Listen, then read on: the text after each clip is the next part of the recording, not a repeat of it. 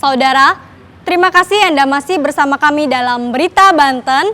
Bagi Anda yang baru saja bergabung, kami hadirkan kembali 3 berita utama hari ini.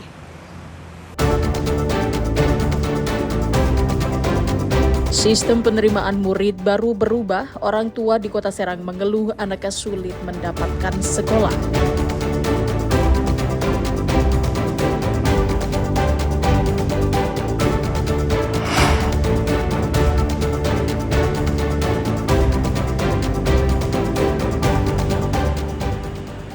Kemacetan panjang menuju Pelabuhan Merak hingga jalan tol.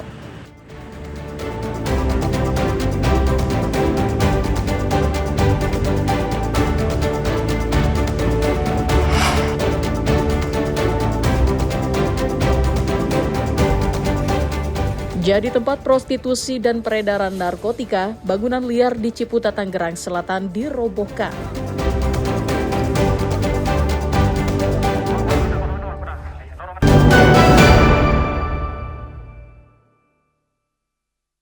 Kepergok mencuri kotak amal, 2 pemuda di Kelurahan Nerokto, Kecamatan Pinang, Kota Tangerang ditangkap warga. Masa yang geram dengan 2 pelaku menghadiahi bogem mentah secara bergantian, hingga kedua pemuda tersebut babak belur. Awalnya kedua pelaku berpura-pura istirahat saat jamaah menunaikan sholat maghrib. Melihat adanya kesempatan, kedua pelaku langsung menguras isi kotak amal musola. Namun aksi kedua pelaku kepergok jamaah musola. Kedua pelaku yang sempat kabur berhasil ditangkap warga dan menjadi amukan massa. Beruntung petugas kepolisian Polsek Pinang cepat datang ke lokasi kejadian dan mengamankan kedua pelaku. Saya di depan warung, saya nggak tahu kalau itu maling. Jadi dia habis ngambil dari kotak amal musola, dia mungkin udah dapet dia cosan depan saya. Nah, selang ada setengah jam dibawa sama yang punya musola. Nah, pas sampai di musola itu kotak amal sudah nggak ada isinya.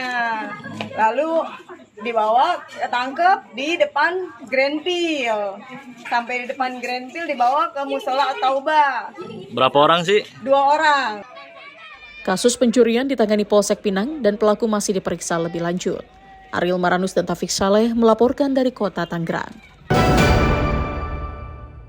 Inilah video amatir detik-detik saat Poniman, lelaki renta berusia 68 tahun, nekat mencuri telepon genggam milik jamaah Masjid Nurul Barkah yang berada di area Bandara Soekarno-Hatta, Kota Tangerang. Berbekal rekaman CCTV dan adanya laporan korban, petugas Satreskrim Polresta Bandara Soekarno-Hatta langsung menangkap pelaku di kontrakannya di daerah Dadap, Kabupaten Tangerang pada pertengahan bulan Mei lalu. Pelaku sempat ditahan namun dikarenakan alasan kemanusiaan terhadap pelaku yang sudah lansia, akhirnya korban mencabut laporan dan bersedia melakukan restoratif justice atau kesepakatan damai. Sedangkan motif pelaku terdesak kebutuhan ekonomi setelah setahun setengah menjadi korban PHK sebuah perusahaan kargo. Bahkan saat melakukan pencurian pelaku belum makan seharian. Untuk mengurangi beban pelaku, petugas Reskrim Polresta Bandara Soekarno-Hatta secara spontan menggalang dana di internal unit Reskrim untuk sekedar membantu meringankan beban Poniman yang tinggal di sebuah rumah petak bersama istri yang terbaring sakit. Poniman itu mencuri sebuah handphone digunakan untuk membeli kebutuhan sehari-hari. Karena pada saat itu istrinya dalam kondisi sakit dan satu harian yang bersangkutan bermakan, sehingga tidak ada niatan yang menurut beliau selesai sholat kemudian ada handphone karena memang sudah kondisi yang belum makan seharian, memutuskan untuk mengambil handphone tersebut dan dijual untuk membeli beras. Nah, dengan fakta tersebut, rekan-rekan di Satreskrim Polresta Bandara Suta kemudian berinisiatif untuk kita mengumpulkan uang,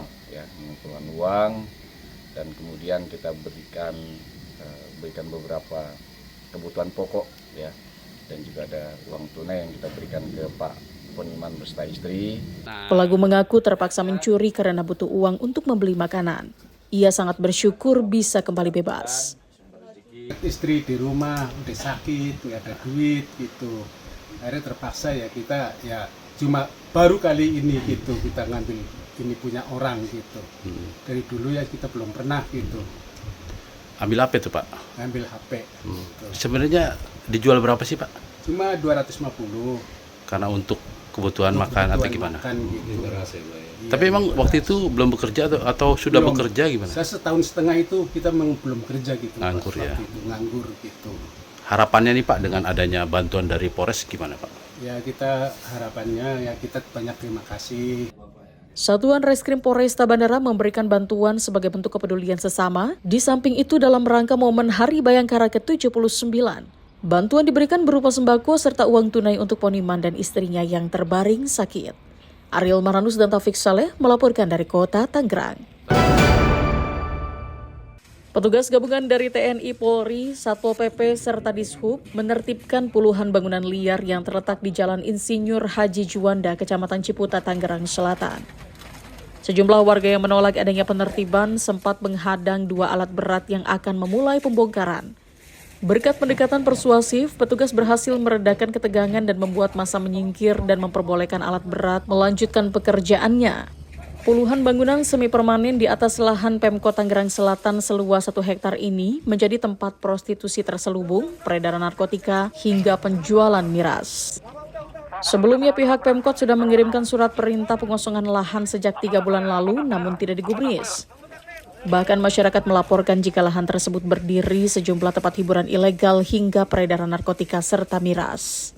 Lahan ini merupakan langkah dari pemerintah Kota Tangerang Selatan dalam menertibkan lahan-lahan milik pemerintah, terutama di Roxy ini. Memang di Ciputat ini warga masyarakat sekitar sudah beberapa kali melakukan komplain ya, karena memang disinyalir ternyata dijadikan tempat prostitusi dan juga tempat peredaran miras dan juga narkotika. Jadi layangan surat sudah kami berikan dari bulan Maret sampai 3 kali sampai di bulan Juni ini, dan ini adalah hari H untuk kita lakukan eksekusi penertiban untuk di kawasan Roxy ini. Pemkot Tangsel pun memberi waktu 5 hari ke depan kepada sisa penghuni yang bangunannya belum dibongkar untuk membongkar secara mandiri. Jika tidak, maka dengan tegas akan dilakukan pembongkaran kembali oleh petugas. Ariel Maranus dan Syabudinatar melaporkan dari Tangerang Selatan.